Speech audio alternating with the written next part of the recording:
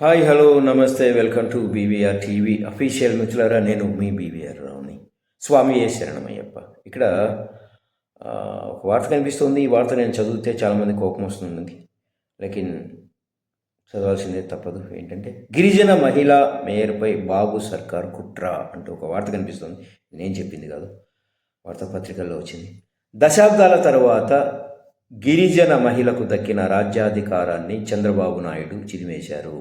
వైఎస్ఆర్సీపీ ప్రభుత్వంలో అప్పటి ముఖ్యమంత్రి వైఎస్ జగన్మోహన్ రెడ్డి నెల్లూరు నగరపాలక సంస్థలో అత్యున్నత పదవైన మేయర్గా ఒక గిరిజన మహిళకు అవకాశం కల్పించారు. ఇప్పుడు చంద్రబాబు సర్కారు నేతలు అనేక కుట్రలకు పాల్పడి మేయర్ను, ఆమె కుటుంబ సభ్యులను, కార్పొరేటర్లను పైశాచికంగా వేధించి చివరకు ఆ పదవి నుంచి గిరిజన మహిళా మేయర్ను తప్పించడం జరిగింది. ఇందుకోసం రాష్ట్ర మున్సిపల్ శాఖ మంత్రి Ponguru Narayana, Nellore rural TDP MLA Kotamreddy Sridhar Reddy చేసిన వికృత రాజకీయం రాష్ట్రాన్ని నివేరపరిచింది. 4 ఏళ్ల క్రితం జరిగిన నెల్లూరు కార్పొరేషన్ ఎన్నికల్లో మొత్తం 54 డివిజన్లలో వైఎస్ఆర్సీపీ విజయం సాధించింది. టీడీపీకి ఒక్క సీటు కూడా దక్కలేదు. అదే కోపం. అప్పటి ముఖ్యమంత్రి వైఎస్ జగన్మోహన్ రెడ్డి గిరిజన మహిళ అయిన పొట్లూరు స్రవంతిని అత్యున్నతమైన మేయర్ పీఠంపై కూర్చోబెట్టారు. నెల్లూరు నగర పాలక సంస్థను అభివృద్ధి పదంలో నడిపించారు. అవినీతి అక్రమాలకు తావు లేకుండా పాలన సాగించడం జరిగింది. చంద్రబాబు ప్రభుత్వం రాగానే మేయర్ పదవిని చేతిలోకి తీసుకుని దోపిడీ చేయాలని మంత్రి నారాయణ, ఎమ్మెల్యే శ్రీధర్ రెడ్డి కుట్ర పన్నారు. నగర మేయర్ను అధికార పార్టీలోకి తీసుకోవాలని ప్రయత్నించారు.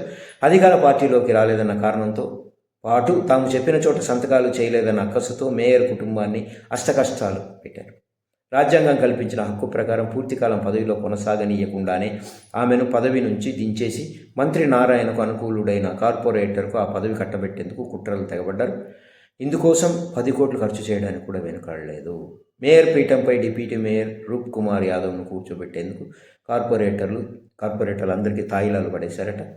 కార్పొరేటర్ లొంగకపోవడంతో వేధింపులు, అరాచకాలకు తెరతీశారు. వైఎస్ఆర్సీపీ కార్పొరేటర్లపై అక్రమ కేసులు, వ్యాపారాలను టార్గెట్ చేస్తూ బెదిరించి 40 మందికి పైగా కార్పొరేటర్లు టీడీపీలో చేర్చుకున్నారు. మేయర్ కుటుంబాన్ని కూడా టార్గెట్ చేయడంతో వైఎస్ఆర్సీపీకి రాజీనామా చేసి తటస్థంగా ఉండాల్సి వచ్చింది. అధికార పార్టీ చెప్పిన విధంగా ఉండాలని రాయబేరాలు చేసినా మేయర్ ససేమిరా అనడంతో మంత్రి, ఎమ్మెల్యే ఆమె కుటుంబాన్ని టార్గెట్ చేయడం జరిగింది.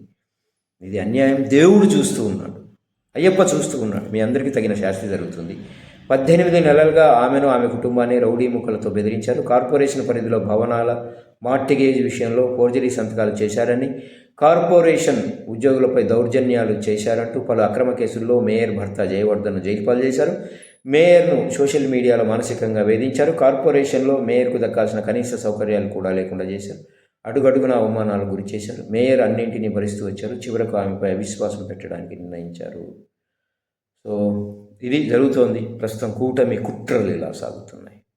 ఆ భగవంతుడు చూస్తూ ఉన్నాడు. సరైన సమాధానం సరైన సమయంలో చెప్తాడు.